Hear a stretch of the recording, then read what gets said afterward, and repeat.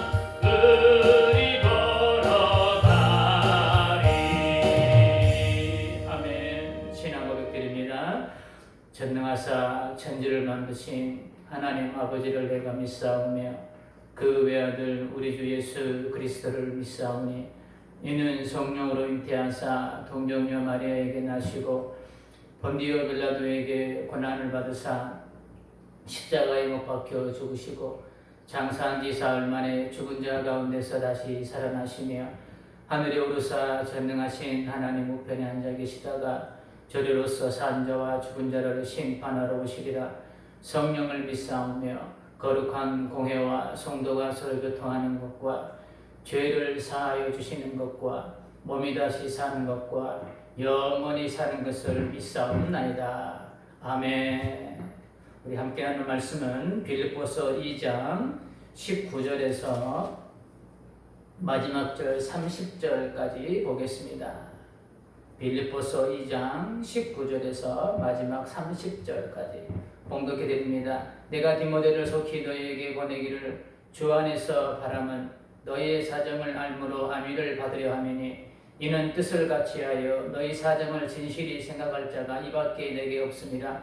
그들이 다 자기 일을 구하고 그리스도 예수의 일을 구하지 아니하되 디모데의 연단을 너희가 하나니 자식이 아버지에게 함과 같이 나와 함께 복음을 위하여 수고하였느니라. 그러므로 내가 내 일이 어떻게 될지를 보아서 곧 이 사람을 보내기로 바라고 나도 속히 가게 될 것을 주 안에서 확신하노라. 그러나 에바브로디도를 너에게 보내는 것이 중요한 줄로 생각하노니 그는 나의 형제요 함께 수고하고 함께 군사된 자요 너희 사자로 내가 쓸 것을 돕는 자라.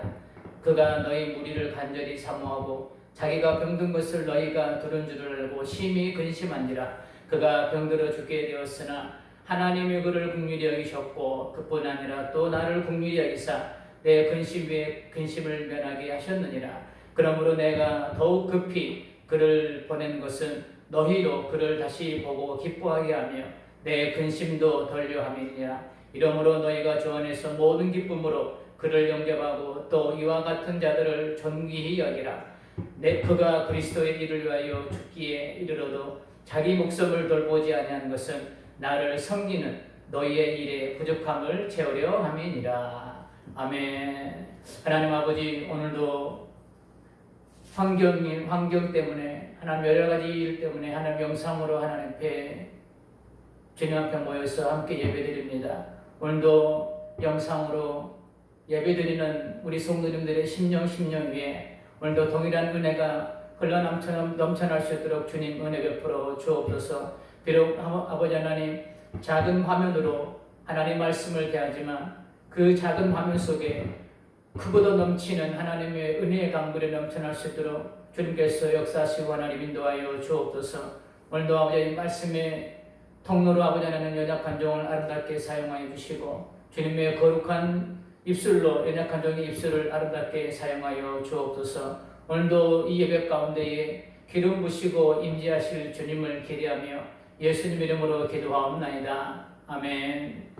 반갑습니다. 오늘 영상으로 찾아뵙게 되었습니다. 함께 예배하는 가운데에 하나님의 은혜가 여러분의 심령 가운데에 넘쳐나기를 주님의 이름으로 축복합니다. 오늘 제목은 동역자의 삶이라는 제목으로 우리 함께 은혜를 나누도록 하겠습니다. 이스라엘에서는 밭을 갈 때에 2마리 소를 가지고 한 멍에를 매게끔 해서 밭을 갈게 합니다. 따라서 2마리는 보조가 맞아야만이 이 고랑이 반듯하게 날 수 있습니다. 한 마리가 다른 소보다 빨리 가거나 늦게 간다면 이 고랑은 삐뚤삐뚤하게 될 수밖에 없고 이 농부가 원하는 모습을 그 밭고랑을 만들어낼 수가 없습니다.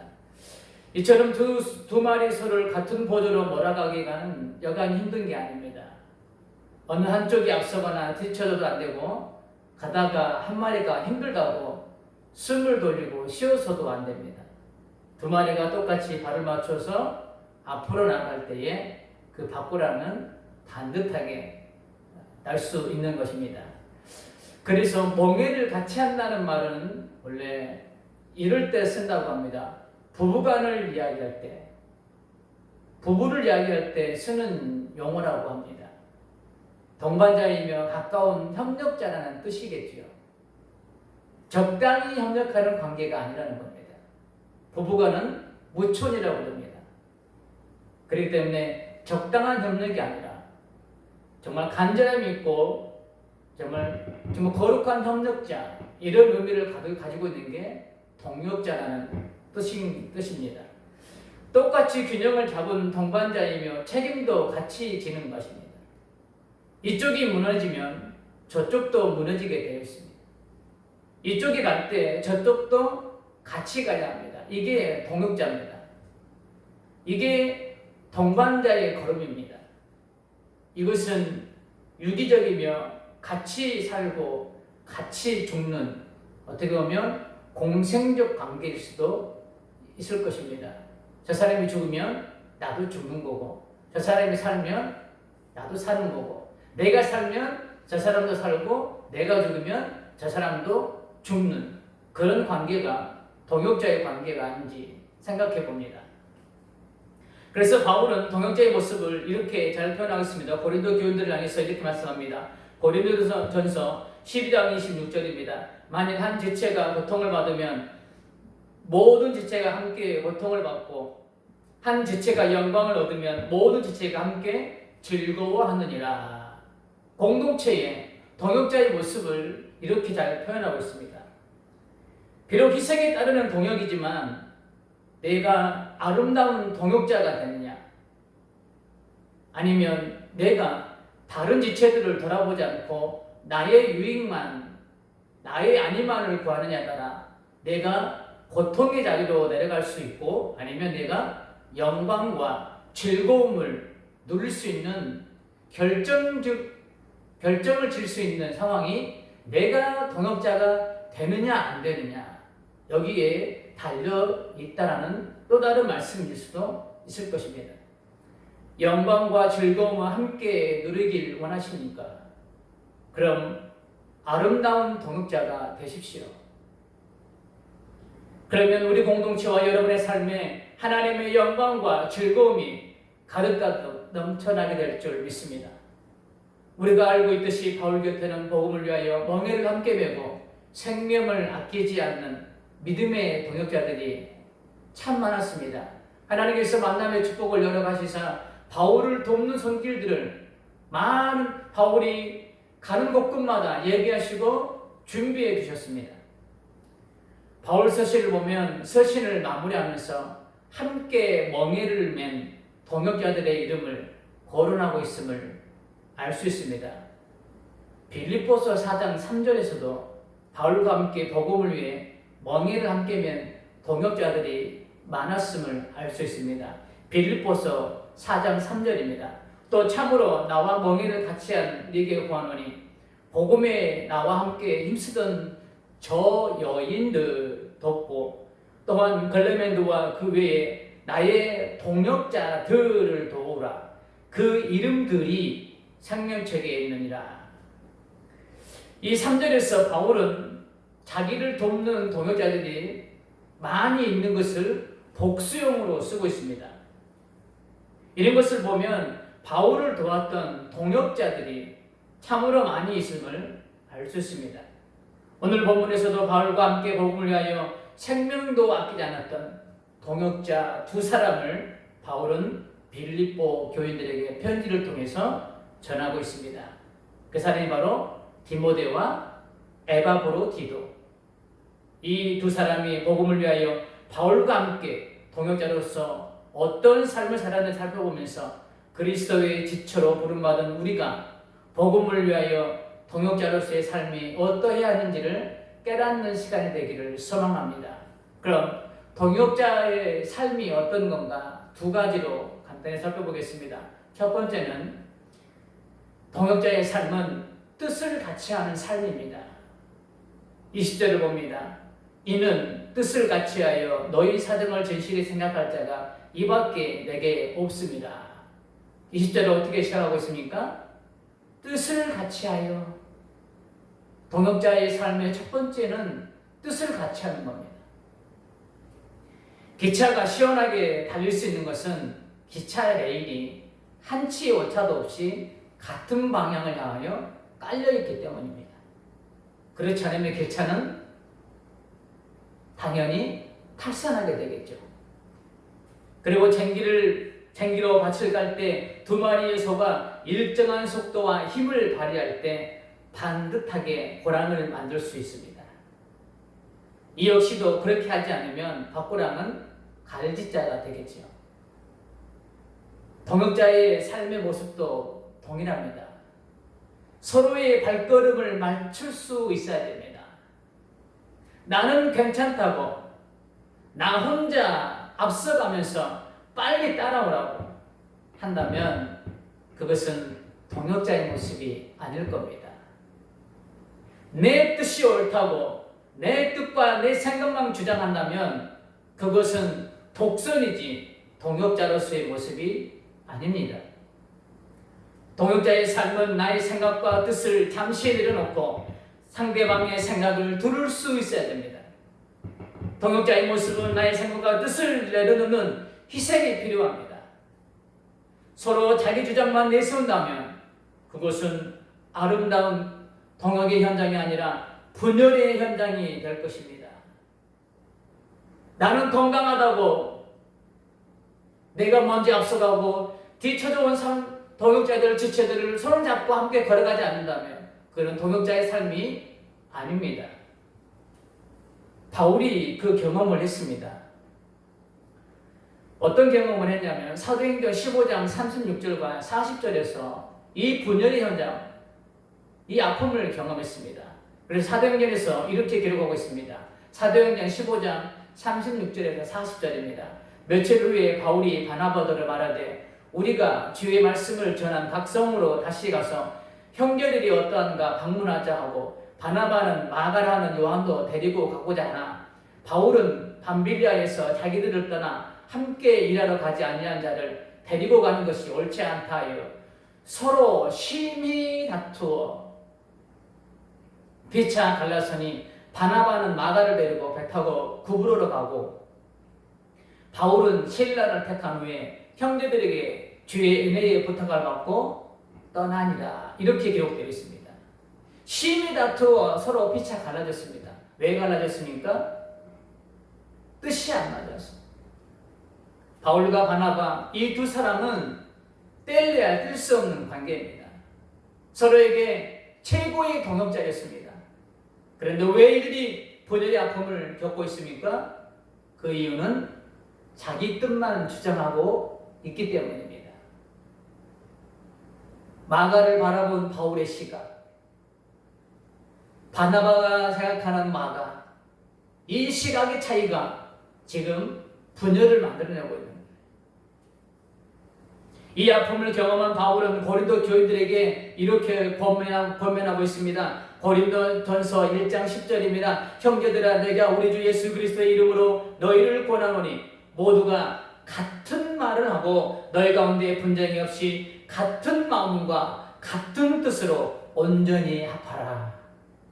아멘입니다. 하나님의 집을 세워가며 복음을 위하여 우리는 동역자로서의 부름을 받았습니다. 지체와 지체 간의 아름다운 동역자로서의 삶을 살기 위해서는 뜻을 같이 하는 것이 가장 중요합니다. 사단의 계략은 같은 뜻을 같이 못하게 하는데 중점을 두고 있습니다. 우리의 마음과 생각을 흐트러 놓는 데 있습니다. 나만의 틀 안에 갇혀 나의 생각과 나의 뜻이 옳다고 생각하게 합니다. 그러면서 다른 지체의 생각과 뜻은 인정하지 못하게 합니다. 받아들이지 못하게 합니다. 누가요? 사단이 그렇게 만듭니다. 그곳에는 사단이 좋아하는 분열만이 존재하지 아름다운 동역의 모습은 찾아볼 수 없을 것입니다. 동역자의 모습은 자기 것만 주장해서는 동역이 이루어질 수 없습니다. 자기 유익만 해서도 유익만을 구해서도 안 되는 것이 바로 동역자의 삶입니다. 나의 유익과 나의 뜻을 내려놓는 희생이 동반되는 그곳에서 뜻을 같이 할 수 있는 아름다운 동역이 이루어질 것입니다.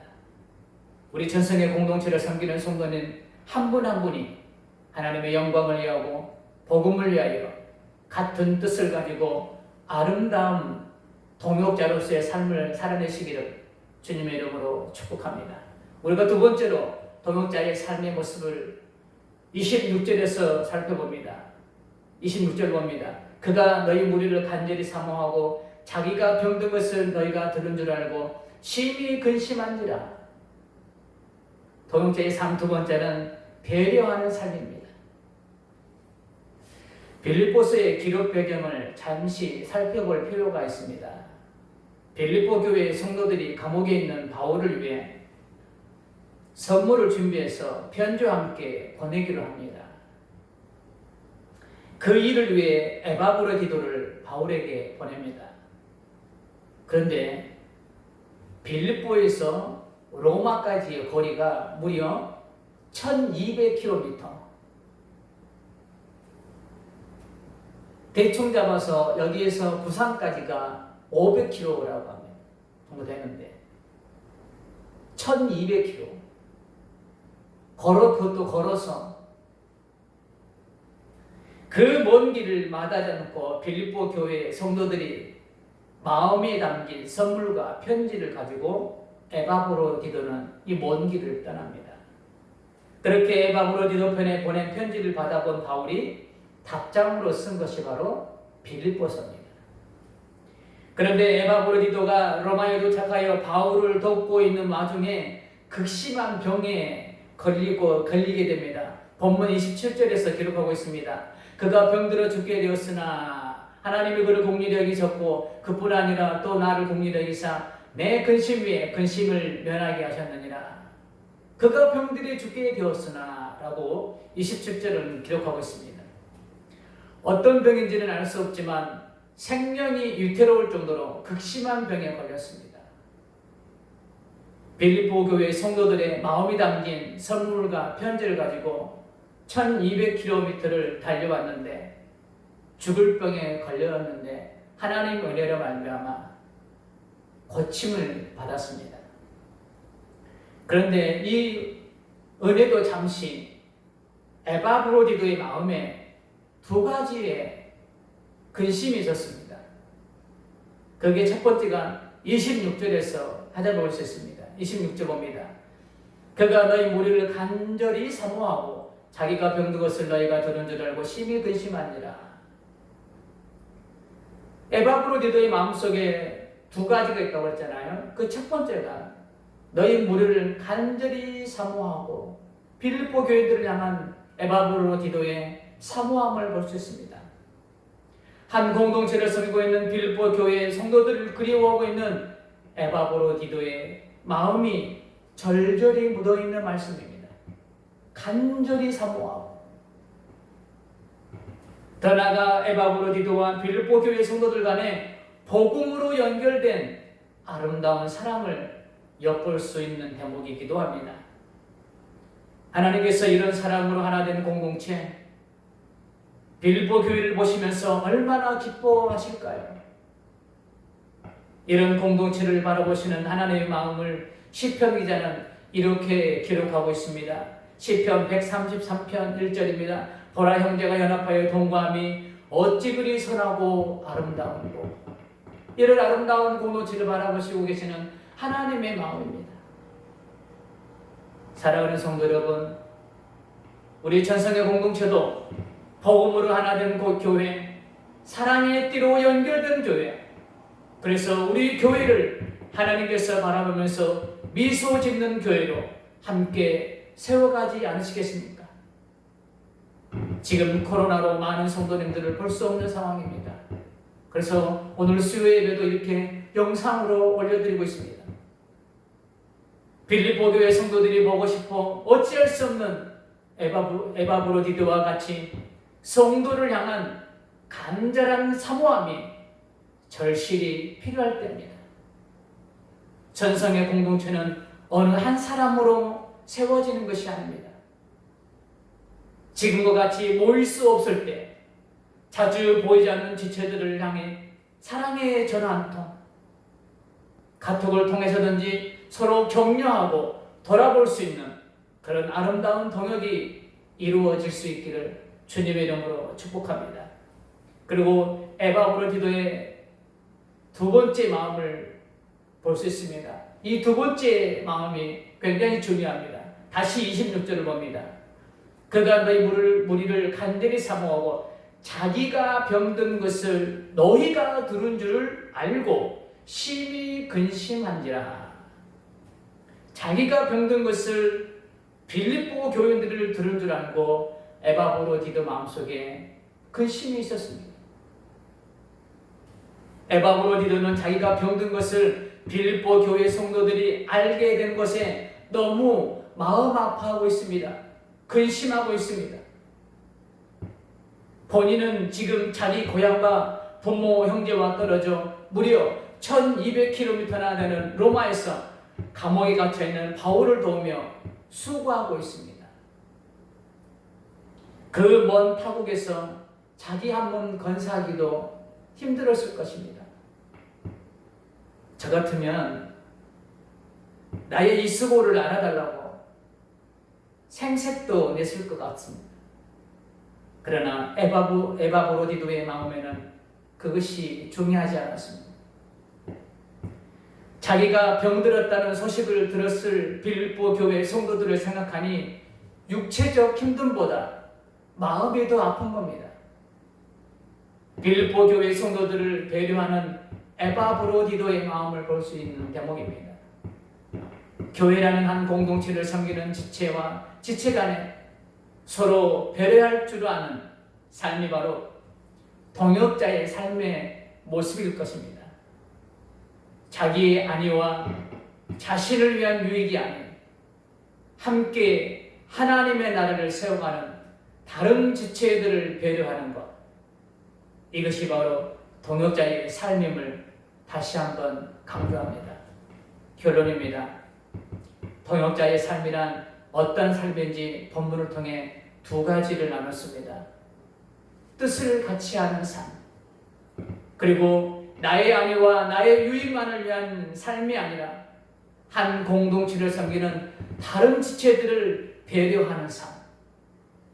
이런 삶이 바로 아름다운 동역자로서의 삶을 살아 우리 교회가 건강한 공동체로 세워지며 하나님께서 기뻐하시는 성도님들이 다 되시기를 주님의 이름으로 축복합니다. 기도하겠습니다. 하나님 아버지, 지금 코로나로 인해 만날 수 없는 상황, 이 상황 속에서 하나님, 우리가 어떤 것을 해야 될지 알지 못하는 이런 상황 속에서 오늘 본문을 통해서 동역자의 삶이 어떤 삶인지 우리가 잠시 살펴보았습니다. 하나님, 우리가 지금 모이지는 못하고 얼굴을 볼 수 없는 상황 속에서 무시로 성령 안에서 날마다 뜻을 같이하여 바울처럼 하나의 돛대를 향하여 지금도 걸어갈 수 있는 우리 전성의 지체들이 될 수 있도록 주님 은혜 베풀어 주옵소서. 우리의 생각을 분열시키는 사단과 치열한 영적 전쟁을 이겨내게 하시고 우리의 마음을 하나로 모아 하나님의 그리스도의 몸된 지체를, 몸된 교회를 세워갈 수 있는 아름다운 동역자가 되게 하시고 이 그리스도의 몸을 세워가는 우리 지체들을 서로 간에 아버지 배려할 수 있는, 하나님 돌아볼 수 있는 그런 우리 성도님들의 삶이 될 수 있도록 하나님 인도하여 주옵소서. 그래서 우리 전성의 공동체가 시편 133편 1절의 말씀처럼 주님이 기뻐하시는 공동체예요. 이 시대에 아름답게 쓰임받을 수 있는 그런 아름다운 우리 교회가 될 수 있도록, 우리 성도님들 될 수 있도록 성령 하나님께서 은혜 베풀어 주옵소서. 오늘도 각 가정마다 주의 평안으로 함께 하시기를 원하나이다. 지경이 넓어진 은혜가 있기를 원하나이다. 성령의 날마다 기름 부심의 은혜가 넘쳐나게 도와주시기를 원하나이다. 하나님 아버지, 날마다 만날 수 없지만 사랑의 띠로 아버지 연결되어 서로가 서로를 돌아보며 서로에게 안부를 물으며 서로의 삶을 걱정하는 그런 아름다운 우리 성도님들의 끈끈한 사랑이 이루어지는 그런 우리 성도님들의 삶과 우리 교회가 될 수 있도록 주님 역사하여 주옵소서. 가정의 아버지 하나님이여, 매었던 것들은 풀어지게 도와주시고 막힌 것 있으면 열어주시고, 하나님 아버지, 경제적 어려움이 당한 우리 지체들이 있다면 아버지 하나님 경제적 돌파가 일어나게 하시고, 영적으로 힘든 우리 지체들이 있다면 영적 돌파가 일어날 수 있도록 주님 도와주옵소서.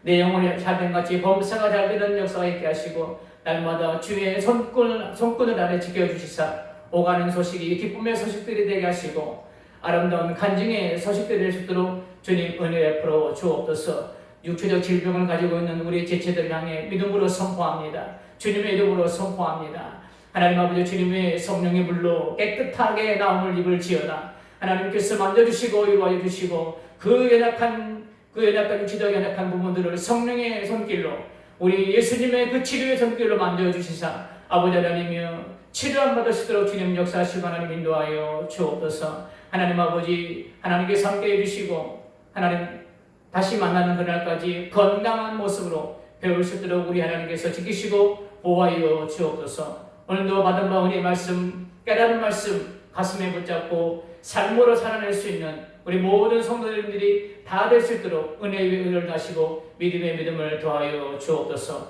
오늘도 함께 하심에 감사함을 드리며 예수님 이름으로 축복하며 기도하옵나이다. 아멘. 하늘에 계신 우리 아버지여, 이름이 거룩히 여김을 받으시오며 나라의 임하옵시며 뜻이 하늘에서 이룬 것 같이 땅에서도 이루어지이다.